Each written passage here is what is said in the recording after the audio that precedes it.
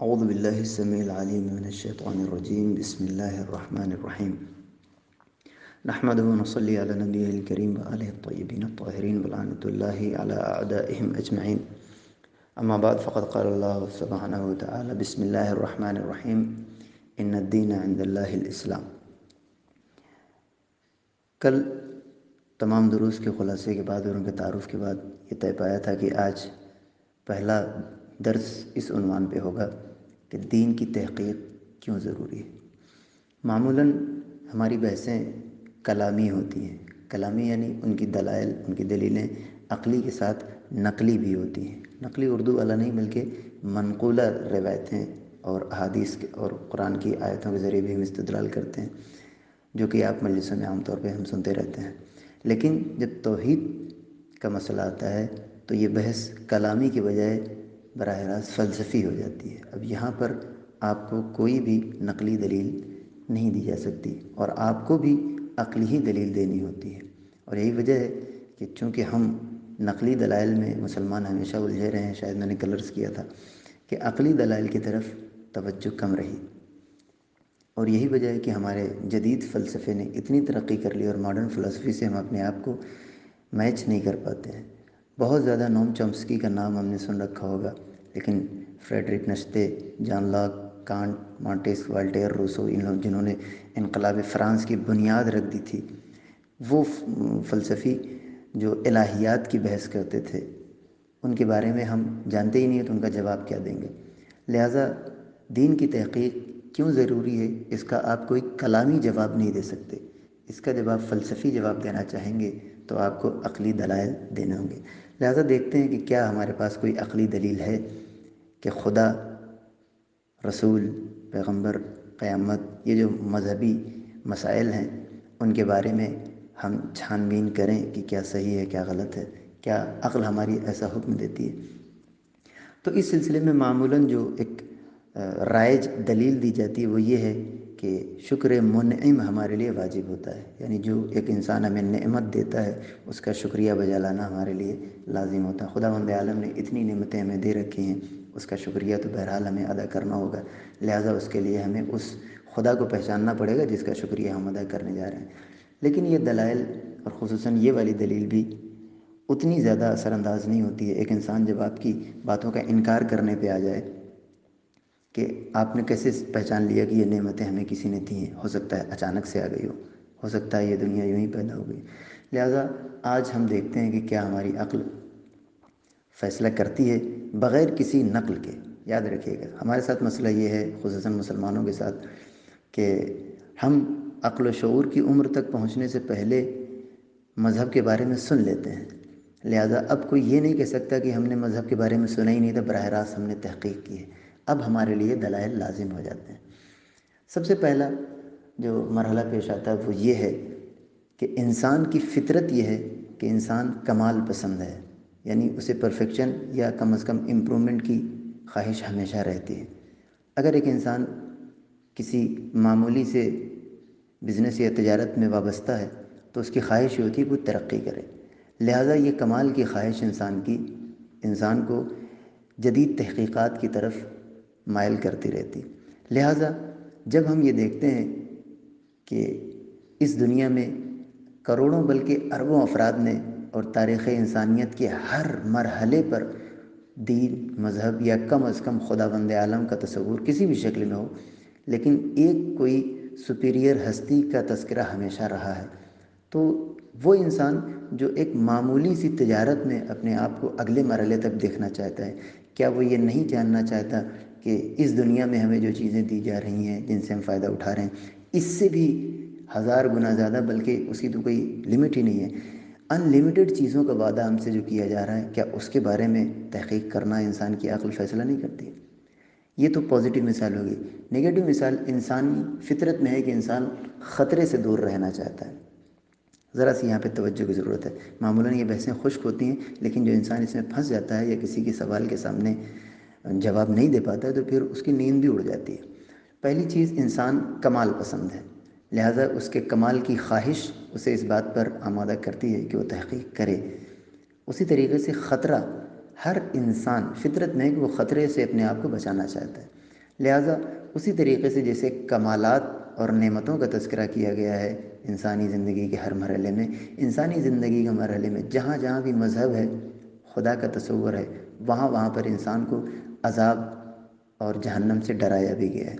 تو وہ انسان جو ایک معمولی سا خطرہ اپنے لیے برداشت نہیں کر سکتا، کیا وہ جہنم اور طرح طرح کے عذابوں کے خطرے کے بارے میں تحقیق نہیں کرنا چاہتا؟ بالکل کرنا چاہتا ہے۔ اور اگر ان دونوں کو نہ بھی مانا جائے تو کم از کم دین کی تحقیق ایک علمی بحث تو ضرور ہے۔ علمی بحث، یہ اس کا اکیڈمک بیک گراؤنڈ کہاں سے آ گیا؟ وہ اس وجہ سے کہ آج کے زمانے میں آپ دیکھیں کتنے معمولی معمولی موضوعات پر پی ایچ ڈی کی جا رہی ہے۔ بعض شاعروں کے دانت کے درد پر لوگوں نے ڈاکٹریٹ کی ڈگری لی ہے۔ تو جب ایسے ماحول میں کہ جہاں آپ معمولی سے معمولی مضامین میں تحقیق کر رہے ہیں اور ڈاکٹر بن رہے ہیں، کیا وہ چیز کہ جو انسانی زندگی کے ہر مرحلے میں وجود رکھتی تھی، ہمیشہ اس کا تذکرہ ہوتا رہا، کیا اس کے بارے میں مذہبی نہ صحیح لیکن علمی تحقیق بھی نہیں کی جا سکتی؟ بالکل کی جا سکتی۔ اب جو اہم سوال ہے وہ یہ ہے، انسانی زندگی میں مذہب چاہے ہمیشہ رہا ہو، لیکن جو سوال ملحدین کی طرف سے ہوتا ہے وہ یہ ہے، مذہب چاہے انسان کی زندگی میں ہمیشہ رہا ہو، لیکن اس کی سرٹینٹی یا اس کا تحقق یا اس کے بارے میں جو ہمیں یقین ہے وہ دنیا کے مقابلے میں ہمیشہ کم رہا ہے۔ یہ بات بالکل قابل تسلیم ہے، ہمیں ماننا پڑے گا کہ 1,24,000 انبیاء آ گئے ہوں، لیکن ایک عام انسان کہ جو اللہ کو نہیں مانتا، نبی کو نہیں مانتا، دین کو نہیں مانتا، اس کے لیے نبیوں کا کہہ دینا کہ تمہیں جنت ملے گی، اس کا یقین کرنا بنسبت ان چیزوں کے جو اپنی آنکھوں سے دنیاوی نعمتوں کو دیکھ رہا ہے، اس کے یقین کے مقابلے میں اس کے یقین کا پرسنٹیج کم ہے۔ یہ بات ماننے کے لائق۔ اب سوال یہ ہوتا ہے، اور یہاں پہ ایک بات یاد رکھیے گا کہ انسان کا آخرت کے بارے میں یقین، مذہب کی کہی گئی باتوں کے بارے میں یقین جو کہ اس نے کبھی نہیں دیکھی، دوسری طرف اس کے ہاتھ میں وہ چیزیں ہیں جو 100% اس کی نظروں کے سامنے ہیں۔ یقین آخرت کا دنیا سے کم ہے، لیکن ایسا نہیں ہے کہ انسان کی دنیا 100% شور ہو اور انسان کی آخرت 0% پہ آ گئی، نہیں، کم زیادہ بالکل ریشیو کم زیادہ ہو سکتا ہے، لیکن اگر ایک انسان کو آخرت کے بارے میں بالکل 0% یقین ہو، پھر اس کے لیے دین میں تحقیق کرنا واقعی کوئی فائدے کی بات نہیں ہے۔ لیکن ہم جب یہ دیکھتے ہیں کہ 1,24,000 انبیاء آئے ہیں اور بلینس آف پیپل ہمیشہ اس دنیا میں ایک خاص عقیدے کو مانتے رہے ہیں، تو کم از کم 1% شبہ تو ہوتا ہے کہ کہیں یہ بات صحیح تو نہیں ہے، 0% پہ تو نہیں ہے، یہ بات عقل انسانی گوارا نہیں کرتی۔ اسی طریقے سے انسان کی دنیا بھی 100% یقینی نہیں ہے۔ کون کہہ سکتا ہے کہ یہ جو چائے کا کپ ہم نے اپنے ہاتھوں میں پکڑ رکھا ہے اس کو پی لیں گے؟ ہر انسان مانتا ہے کہ انسان کو موت کبھی بھی آ سکتی ہے، مسائل کبھی بھی ہو جاتا ہے، اور یہ انسان کی عقل بھی کہتی ہے اور انسان کا ایکسپیرینس بھی کہتا ہے کہ دنیا ہمارے لیے 100% شور نہیں ہے، کم از کم زیادہ سے زیادہ 99% ہے، 100% پہ ہم نہیں جا سکتے۔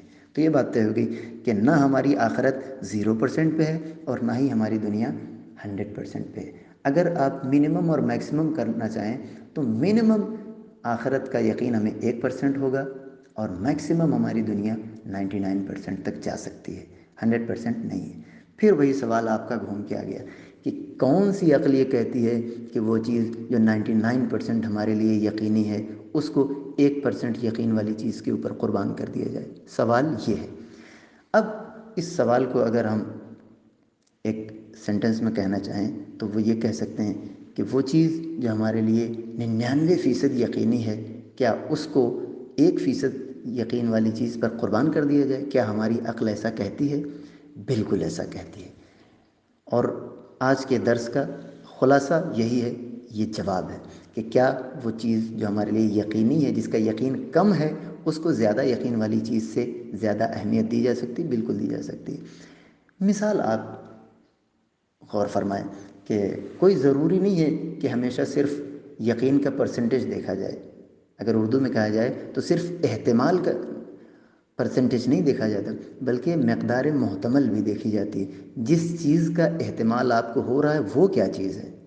اگر میں اپنے الفاظ بدل دوں کہ ہم نے دیکھا ہے کہ بعض اوقات کسی چیز کے پرسنٹیج کی بنیاد پر اس کی پروبیبل ویلیو کم نہیں ہو جاتی ہے بلکہ وہ زیادہ ہی رہتی ہے۔ مثال آپ ایک نگیٹو مثال لے لیں اور ایک پازیٹیو مثال لے لیں، ذرا سا غور کیجیے گا۔ آپ ایک انسان ہے جس کے بیٹے کی طبیعت خراب ہے، اطراف کے سارے ڈاکٹروں نے اسے منع کر دیا ہے کہ اب یہ بچنے والا نہیں ہے۔ اسی دوران کوئی آ کر اس سے کہے کہ ایک دور دراز علاقے میں ایک ڈاکٹر ہے، ممکن ہے 1% چانس ہے کہ شاید وہ تمہارے بیٹے کو صحیح کر دے۔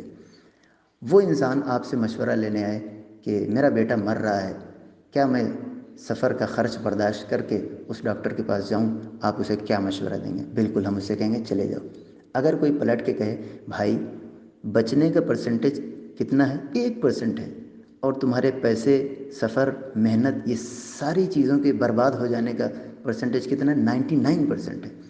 تو اس 1% کے لیے تم اپنا 99% کیوں قربان کر رہے ہو؟ پلٹ کے وہ جواب دے گا کہ صرف ہمیں پرسنٹیج نہیں دیکھنا ہے، اگر یہ بات صحیح ہو گئی تو 99% کے باوجود ہمارے صرف 2-4 ہزار روپے جائیں گے، تھوڑی سی محنت جائے گی، لیکن اگر وہ 1% صحیح ہو گیا تو میرا بچہ بچ جائے گا، لہٰذا وہ 1% اس 99% کے اوپر حاوی ہو گیا، اس کی ویلیو اس سے زیادہ ہو گئی۔ کیوں؟ کیونکہ مقدار محتمل زیادہ تھی، جس چیز کے بارے میں احتمال ہے وہ زیادہ پریشیس ہے ہمارے لیے۔ نگیٹو مثال لے لیتے ہیں، آپ کسی مہمان کے یہاں جائیں، چائے آپ کے سامنے لا کے رکھ دی جائے، سب کہہ رہے ہیں کہ بسم اللہ نوش فرما لیجیے، اسی دوران کوئی ایک چھوٹا سا بچہ 3-4 سال کا آ کے کہے کہ انکل چائے مت پیجیے گا، اس میں نے دیکھا ہے کہ ایک مکھی گر گئی تھی۔ اب بتائیے وہ چائے آپ پئیں گے؟ ظاہر سی بات ہے ہر انسان، خصوصاً جس کی عقل کام کر رہی ہے، وہ کہے گا نہیں یار نہیں پیتے ہیں۔ اب اگر مہمان آپ سے ضد پہ اڑ جائے کہ پورا گھر آپ سے کہہ رہا ہے کہ آپ کو ہماری بات پہ یقین نہیں، ایک چھوٹا سا بچہ کہ جس کی بات کا 1% بھی یقین نہیں کیا جا سکتا، اس کی بات پر آپ چائے سے انکار کر رہے ہیں، تو جواب یہ دیا جائے گا کہ آپ کی ساری باتیں صحیح ہیں، 99% تک آپ کی بات درست ہونے کے باوجود اس بچے کے 0.50% کے اوپر بھاری نہیں ہے، اس لیے کہ اگر آپ کی بات صحیح ہے تو مجھے زیادہ سے زیادہ 1 کپ چائے مل جائے گی، لیکن اگر خدا نخواستہ اس کی بات صحیح ہو گئی تو میری جان بھی جا سکتی ہے یا مجھے بیماری ہو سکتی ہے۔ تو نگیٹو مثال ہو یا پازیٹیو، جنت کی مثال ہو یا جہنم کی، دونوں صورتوں میں اگر آپ غور کریں تو ہماری عقل یہ کہتی ہے کہ ہمیں کم از کم تحقیق تو کر لینی چاہیے، کیونکہ وہ جنت جس کا وعدہ ہم سے کیا گیا ہے، اگر کسی نبی کی بات صحیح نکل گئی، خدا کے پیغمبر کی بات صحیح نکل گئی، اور دنیاوی جو ہم جن چیزوں سے ہم جن نعمتوں سے ہم بہرہ مند ہو رہے ہیں، یہ بات جھوٹی نکل گئی تو ہمارا کتنا بڑا نقصان ہوگا۔ اسی طریقے سے اسلام نے جن چیزوں سے منع کیا ہے، مثلا یہ کام مت کرو تو تمہیں جہنم میں جانا پڑے گا، مثلا کسی کے 1 روپیہ تم غصب نہ کرو۔ عام طور پہ آدمی سوچتا ہے کہ 1 روپے کے غصب کرنے سے ہم کیوں رکیں، کسی نبی کے کہنے پہ ہو سکتا ہے وہ جنت بھی نہ ملے اور ہو سکتا ہے ہمارا 1 روپیہ بھی ہاتھ سے چلا جائے، عقل آ کے آپ کا گریبان پکڑ لے گی۔ جی نہیں، اگر یہ بات صحیح نکل گئی، جو کہ 100% شور تو ہے نہیں کہ تم وہ 1 روپیہ استعمال کر بھی پاؤ گے یا نہیں کر پاؤ گے، 99% کے لیے اس 1% کو قربان مت کرو، اگر وہ صحیح نکل گیا تو تمہیں عذاب علیم دیا جائے گا، اور وہ عذاب جس کی کوئی انتہا نہیں ہے۔ اگر ایک غیر محدود چیز کو آپ غیر محدود چیز سے کیلکولیٹ کریں تو جواب ہمیشہ غیر محدود ہی آتا ہے، لہٰذا عذاب آخرت لامحدود ہے، ثواب آخرت لامحدود ہے۔ اگر نبی کی بات اور دین کی بات اور مذہب کی بات درست نکل گئی تو ہماری عقل یہ کہتی ہے کہ ہمیں اس خطرے سے محفوظ رہنے کے لیے دین کے بارے میں تحقیق کرنی چاہیے۔ بس یہی سارا خلاصہ ہے کہ انسان کی عقل یہ کہتی ہے کہ اگرچہ کہ مذہب اس کے لیے 100% یقینی نہیں ہے، لیکن اس کے باوجود اسے کم از کم تحقیق کرنا چاہیے تاکہ وہ کمال کو حاصل کر سکے جسے وہ دنیا بھر تلاش کرتا رہتا ہے، اور اس نقصان سے بچ سکے جس سے بچنے کی کوشش وہ اپنی زندگی میں کرتا رہتا ہے۔ وآخر دعوانا ان الحمد للہ رب العالمین۔ ایک سوال کا جواب انشاءاللہ اگلی آڈیو میں۔